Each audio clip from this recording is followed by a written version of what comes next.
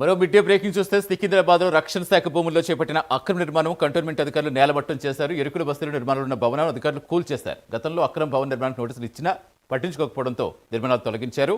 Police బందోబస్తు మధ్య కూల్చివేతలు చేపట్టారు. ఎంతో కష్టపడి నిర్మించుకుంటున్న ఇంటిని కూల్చేయడంతో ఇంటి యజమానులు ఆవేదన వ్యక్తం చేస్తారు. పూర్తి నడిచేందుకు మా కరెస్పాండెంట్ లిఖిత జాయిన్. లిఖిత, ఏం చెప్తున్నారు? నోటీసులు ఇచ్చారని వాళ్ళు అంటారు, ఇవ్వలేదని యజమానులు చెప్తున్నారు. అసలు ఏం జరిగింది? ప్రస్తుతం ఎలా ఉంది? అక్కడ పరిస్థితి ఎలా ఉంది? ఎవరి వెర్షన్ ఏంటి? సతీష్, ఇప్పటికే ఈ సికింద్రాబాద్ కంటోన్మెంట్ భూములకు సంబంధించి కూడా ఏదైతే రచ్చ జరుగుతుందో వాళ్ళు క్లియర్గా చెప్తున్నారు.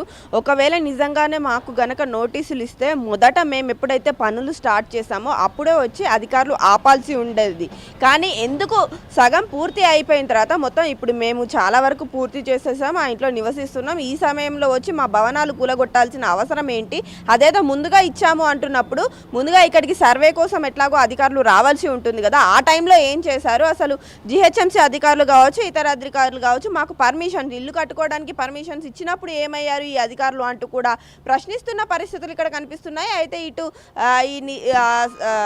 ఈ యొక్క అధికారులు మాత్రం, గవర్నమెంట్ అధికారులు మాత్రం మేము ముందుగానే నోటీసులు ఇచ్చాము, ఇక్కడ భవనాలు కట్టడానికి అసలు ఎలాంటి పర్మిషన్ లేదని కూడా చెప్పామని ఇటు అధికారులు చెప్తున్నప్పటికీ మరి ఆ నోటీసులు ఏమయ్యాయి, ఎవరిచ్చారు, ఎప్పుడు ఇచ్చారు అని కూడా అక్కడ ప్రశ్నిస్తున్నప్పుడు అక్కడ నుండి సరైన సమాధానాలు అయితే లేవు. ఎవరికి ఇచ్చారు ఆ నోటీసులు అంటే మాత్రం ఇటు అధికారులు చెప్పట్లేదు, అటు స్థానికులు మాత్రం మా దగ్గరికి ఎలాంటి నోటీసులు రాలేదు కాబట్టి మేము ఈ యొక్క కన్స్ట్రక్షన్ని కంప్లీట్ చేసుకున్నాము, అంతేకాకుండా రూపాయి కూడబెట్టి ఈ యొక్క భవనాలు కట్టుకుంటుంటే ఇట్లా సొంత ఇంటి కలను నెరవేర్చుకోవడానికి చేస్తున్న ప్రయత్నాన్ని ఈరోజు అధికారులు ఈ విధంగా కూల్చివేయడం అనేది కరెక్ట్ కాదు. ఇప్పుడు మా పరిస్థితి ఏంటి? మేము ఇప్పటిదాకా పెట్టిన పెట్టుబడికి సంబంధించి ఎలాంటి పరిస్థితులు మేము ఎదుర్కోవాలి? డబ్బులు లేకపోతే అప్పులు తీసుకొచ్చి మరి ఈ భవనాన్ని నిర్మిస్తున్నాము, ఇలాంటి సమయంలో ఈ కట్టడాలను కూలగొట్టడం కరెక్ట్ కాదంటూ కూడా వాళ్ళు ఆవేదన వ్యక్తం చేస్తున్నారు. ఏదైనా ఉంటే ముందుగా అధికారులు నోటీసులు ఇవ్వడం లేదా అక్కడికి వచ్చి వాళ్ళకు చెప్పే ప్రయత్నం చేయాలి. కానీ ఇట్లాంటి చర్యలు చేపట్టడం వల్ల తాము చాలా నష్టపోతున్నాము, పేదల పక్షాన నిజంగా చాలా కఠినంగా వ్యవహరిస్తుంది ఈ ప్రభుత్వం అంటూ కూడా వాళ్ళు వారి ఆవేదన వ్యక్తం చేస్తున్న పరిస్థితులు ఇక్కడ నెలకొన్నాయి.